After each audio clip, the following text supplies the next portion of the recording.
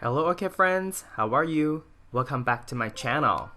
If this is your first time watching my video, my channel is all about orchids.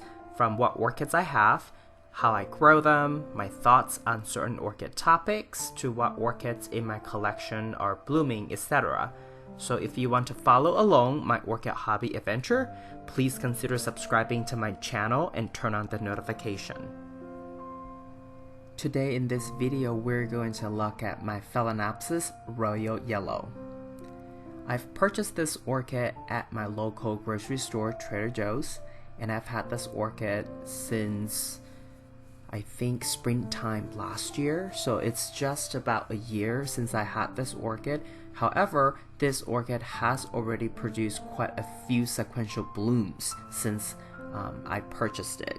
And here we're going to talk about the story behind its second and third flowering.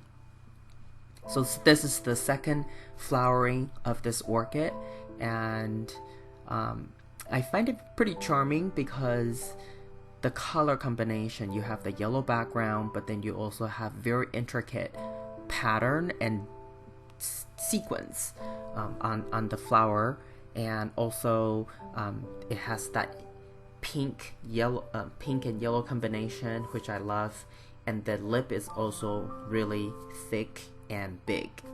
So if we go back in time to October 23rd, 2018, so that's when this orchid finished its blooming completely, and it was growing a new leaf, but I decided that I really wanted to unpot this orchid and give this orchid the semi-hydroponic setup, because I was guessing, just looking at the roots, I think it may like semi-hydro, and I was right.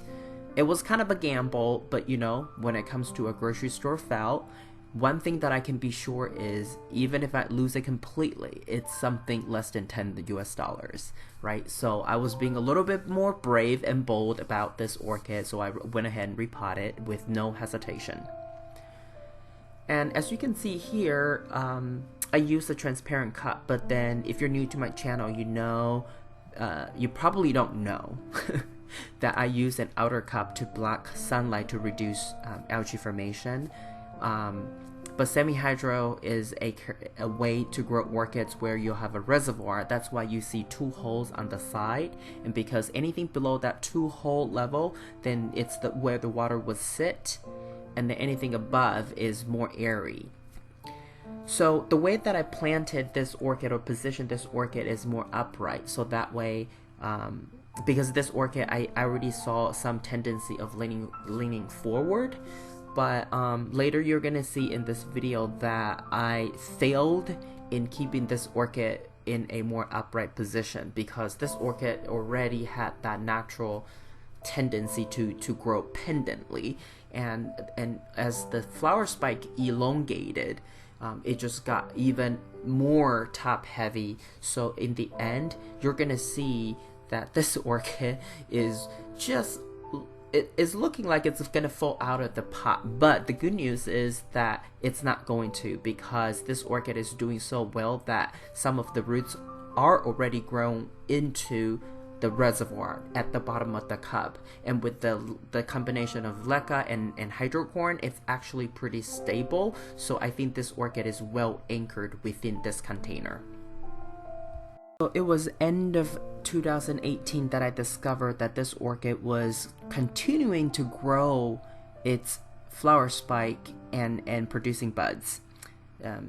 It was hiding behind two flowers, so I didn't actually see them until the end of 2018.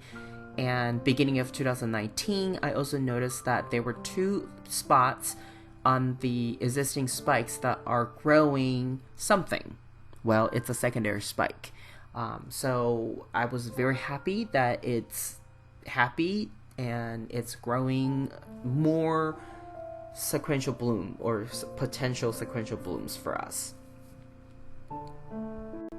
So when this orchid first opened its flower, it usually has more red color to it, and as time goes on, it will gradually lose that red color and become more yellow. But the pattern and and dots on the flower remains, but it's just the red that would somehow dissipate a little bit. And another thing that's not so perfect about this flower is that even though it's probably very close to species orchids, but it's not fragrant. It does not have any fragrance at all. Maybe that's why it ended up at a grocery store. I don't know. And so if you look at the total time for the last flower cycle, it was almost 3 months, which is quite incredible, because if you then also factor in that it's growing 2 more buds, and then it's also growing secondary spikes, and then elongating the other branch, you know, it could be that this orchid could be in flower for almost a whole entire year. Now, the bud blast photo that you saw, it was actually my mistake, because during the process of moving it or watering it, I know I at least hit that flower, that particular bud against the wall twice. So I think that might have, you know, caused enough distress, physical distress or emotional distress for that particular bud to blast.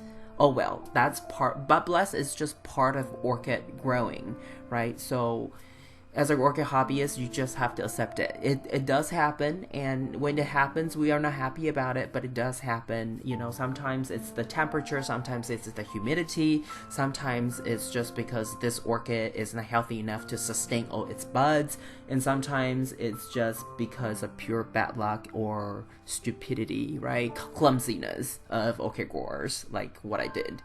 But anyway, it's still a pretty good orchid, even though this particular sequential bloom cycle only gave me 1 flower, well, 2 buds, but only 1 flower in the end, but it's still pretty good. I mean, I know this orchid will probably be in bloom with this 1 flower for quite some time to come, and then as the other 2 flower spikes are developing, we can potentially have another interesting viewing of this orchid in the near future. For less than $10, I think this is such a great buy, but since I bought this orchid though, I haven't seen this orchid being carried by Trader Joe's anymore, so I'm not sure what's going on. Anyway, what you're seeing here is a secondary spike that was developing, and around February 2019, that's when the buds were more visible. And then, you know, I think in probably, I'm guessing a month or so, this orchid, these 2 buds should be immature enough to bloom. And here is the other branch on the main flower spike that is elongating its tip. So it's also doing pretty good, and I also think that this one is slightly behind the secondary spike in terms of maturity. So I'm thinking that this one will probably come to fruition for us in probably 2 months or so. It could be faster depending on the temperature and the weather in my area. So remember at the beginning of the video, I was saying that I was trying very hard to keep this orchid upright, but then, you know, due to gravity and the growth of the flower spike, it is still now growing pendantly, facing almost downward. But the good thing is that the roots are pretty well anchored in the container. This is what it looked like when I first finished repotting this orchid. But back to the roots, it's pretty healthy, so there are a couple big roots that are already reaching the bottom of the container, so I know this orchid is pretty well anchored. So in other words, unless there's any big problem that I see with this orchid, I'm going to just keep it as is, because if it's not broken, I'm not going to fix it. Because every time you repot an orchid, you always have this potential risk of setting back an orchid. And just for an orchid to have a better position, but without bloom because of being set back, I don't think that's worth it. I don't know if you agree with me, but I think setting back an orchid is really the last thing that any orchid hobbyist would want to do. This is all I have for you today. If you like this video, please give it a thumbs up. And if you would like to get more orchid related videos from my channel, please subscribe and turn on the notification. I want to wish you happy growing, and I will talk to you in my next video. Ciao!